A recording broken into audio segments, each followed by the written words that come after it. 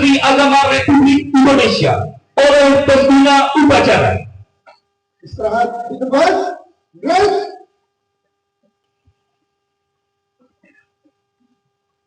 Bismillahirrahmanirrahim.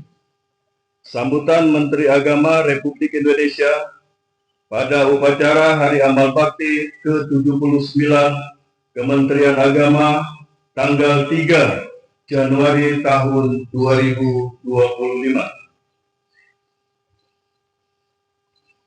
Assalamualaikum warahmatullahi wabarakatuh. Salam sejahtera, Shalom, Om Swastiastu, Namo Buddhaya, salam kebajikan. Para pejabat struktural, pejabat fungsional, serta seluruh aparatur sipil negara Kementerian Agama, dan peserta upacara yang berbahagia.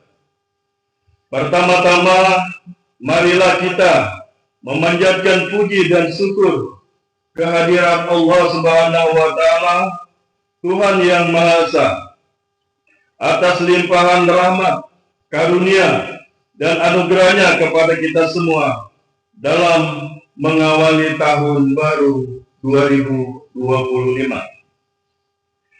Saat ini kita kembali memperingati hari bersejarah bagi Kementerian Agama dan seluruh umat beragama. 79 tahun yang lalu, tepat 3 Januari 1946, Kementerian Agama secara resmi dibentuk dalam Kabinet Syahrir II dengan Menteri Agama pertama Haji Muhammad Rashid. Momen itu setiap tahun diperingati sebagai Hari Amal Bakti atau HAB, penamaan Hari Amal Bakti, merefleksikan sikap rendah hati dan nilai-nilai pengabdian luar biasa para pendahulu kita dalam memaknai kehadiran Kementerian Agama. Semangat memperingati Hari Amal Bakti tahun 2025 tak dapat dipisahkan dari komitmen seluruh jajaran Kementerian Agama dalam mendukung dan mengimplementasikan cita-cita pemerintah Prabowo Gibran. Antara lain, memperkokoh ideologi Pancasila, demokrasi, dan hak asasi manusia, hingga memperkuat penyelarasan kehidupan yang harmonis dengan lingkungan, alam, dan budaya, serta peningkatan toleransi antar umat beragama untuk mencapai masyarakat adil dan makmur. Hadirin peserta upacara yang berbahagia, dalam cita kebangsaan yang berideologi Pancasila, keberadaan Kementerian Agama merupakan jalan tengah antara teori memisahkan agama dari negara dan teori persatuan agama dengan negara. Pidato pertama Menteri Agama pada 4 Januari tahun 1946 menegaskan bahwa Kementerian Agama membawa misi untuk memelihara dan menjamin kepentingan agama-agama serta pemeluk-pemeluknya. Indonesia bukanlah negara agama dan bukan pula negara sekuler ataupun negara yang membolehkan propaganda antar agama. Meski demikian, negara memberi tempat terhormat bagi agama, dan masyarakat Indonesia selama beradab-adab juga dikenal religius. Peran negara dalam menjaga religius masyarakat, kebebasan beribadah, meningkatkan kualitas kehidupan intern dan antar umat beragama adalah tugas penting yang dijalankan Kementerian Agama.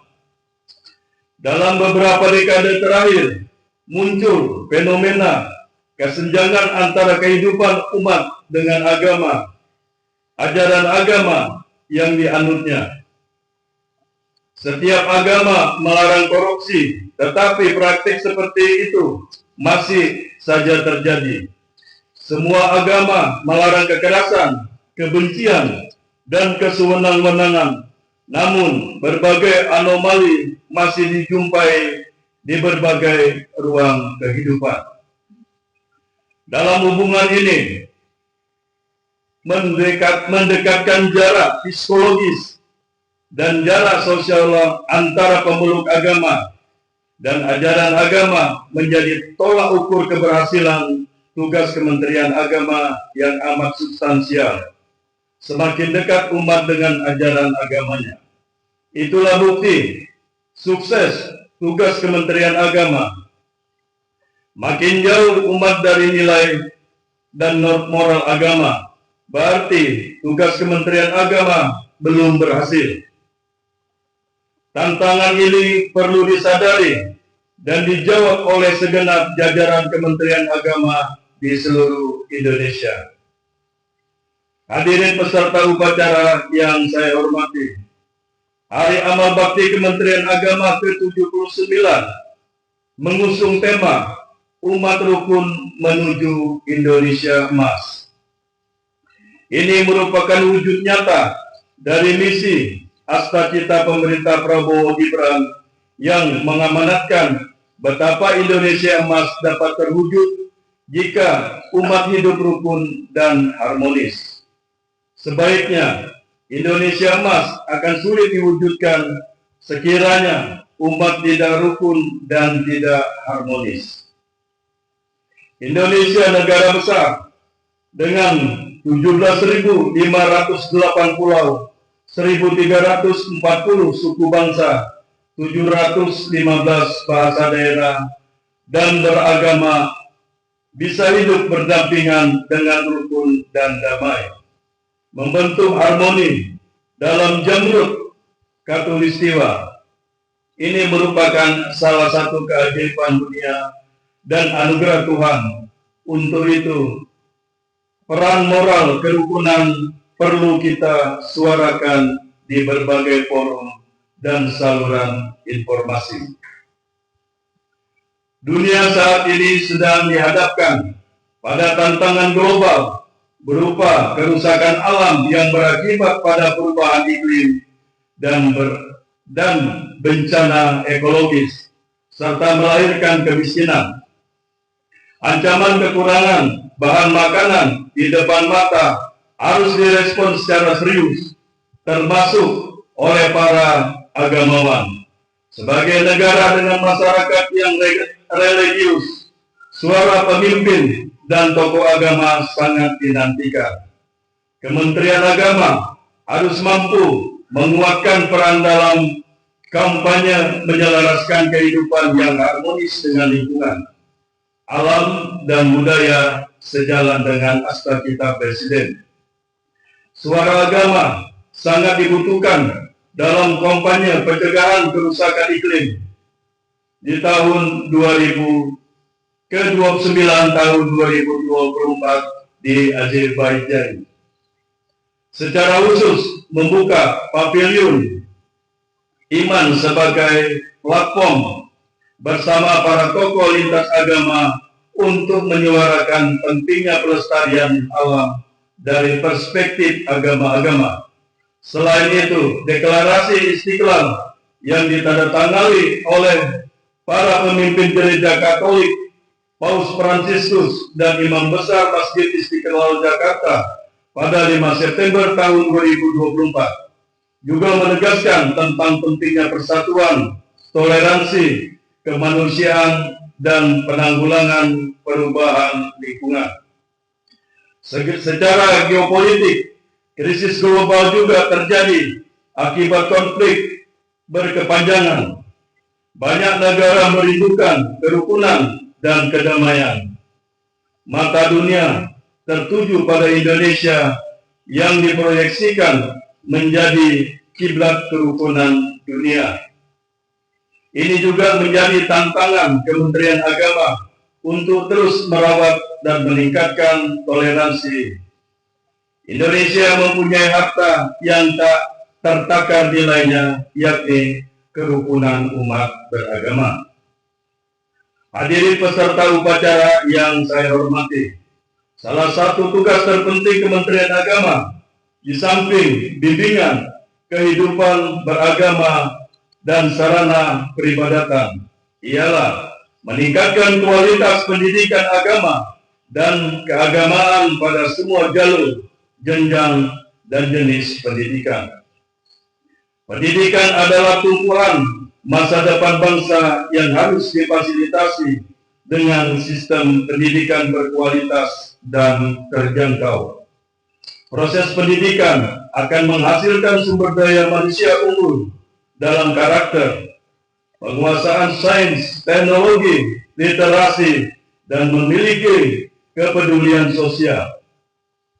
Anak-anak dan peserta didik yang sehat, cerdas, dan berakhlak mulia adalah modal kekurangan bangsa dalam mengarungi percaturan global. Mendukung program prioritas pemerintah Prabowo Gibran, maka bergizi gratis makanan bergizi gratis akan dilaksanakan pada lembaga pendidikan pembinaan Kementerian Agama. Pemerataan dan peningkatan mutu pendidikan adalah cita-cita Kementerian Agama dari masa ke masa. Semua warga, laki-laki maupun perempuan, baik yang kaya maupun yang kurang mampu, termasuk penyandang disabilitas, harus mendapat layanan pendidikan agama dan keagamaan yang setara dan berkeadilan. Pemberdayaan ekonomi umat juga menjadi konsentrasi Kementerian Agama. Ini dilakukan dalam upaya mewujudkan asta-cita pemerintah dan mengentaskan kemiskinan. Hal itu antara lain dilakukan Kementerian Agama melalui program kemandirian, pesantren, pengembangan ekosistem ekonomi haji, serta optimalisasi pemberdayaan tata kelola zakat, wakaf, dana hunian, dan gerakan filantropi lainnya. Hadirin peserta upacara yang saya hormati, Kementerian Agama terus berkomitmen pada proses reformasi birokrasi dan penguatan meritokrasi dalam tata kelola organisasi. Ini juga menjadi bagian penting dari upaya pencegahan korupsi di Kementerian Agama. Sejalan dengan itu, dalam amanat pagi ini, saya ingin mengingatkan kita semua, termasuk diri saya sendiri, bahwa Kementerian Agama bak kain putih bersih, sedikit noda pun terpercik akan nampak jelas terlihat. Seluruh unsur pimpinan dan pegawai Kementerian Agama harus menjadi contoh dalam pencegahan dan pemberantasan korupsi. Para pemimpin di Kementerian Agama harus tampil terdepan dalam komitmen, kejujuran, dan keteladanan. Seorang tokoh teladan pemberantasan korupsi, almarhum Baharudin Lopa, mengatakan, banyak yang salah jalan, tapi merasa tenang, karena banyak teman yang sama-sama salah. Beranilah menjadi benar meskipun sendirian. Saya yakin banyak orang-orang jujur dan lurus di Kementerian Agama. Untuk itu, mari menjadi agen perubahan dan agen integritas yang mampu menjaga reputasi kementerian dan pemerintahan ini. Hadirin peserta upacara yang saya banggakan, kita juga patut bersyukur dan memberikan apresiasi atas penghargaan Satuan Kerja menuju wilayah bebas dari korupsi pada 2024 yang diberikan Kementerian Pendayagunaan Aparatur Negara dan Reformasi Birokrasi, Kementerian PAN dan RB, kepada 5 kantor kementerian, kabupaten, kota, dan 3 madrasah aliyah negeri atau MAN binaan Kementerian Agama. Apresiasi juga diberikan bagi kantor wilayah Kementerian Agama Provinsi Bali atas penghargaan pelayanan prima 2024 dari Kementerian PAN dan RB berdasarkan hasil pemantauan dan evaluasi kinerja penyelenggaraan pelayanan publik di kementerian dan lembaga tahun 2024. Rasa syukur juga kita panjatkan atas penghargaan penyelenggaraan pelayanan publik ramah kelompok rentan dan pelayanan publik inklusi terbaik 2024 dari Kementerian PAN dan RB kepada 5 kantor kementerian kabupaten binaan Kementerian Agama. Instansi ini juga semakin terbuka ditandai dengan penghargaan Komisi Informasi Publik pada Kementerian Agama sebagai badan publik informatif. Saya mengucapkan selamat kepada para penerima karena penghargaan. Penghargaan tersebut diharapkan semakin meningkatkan kinerja dan menambah kebanggaan sebagai Korps Kementerian Agama.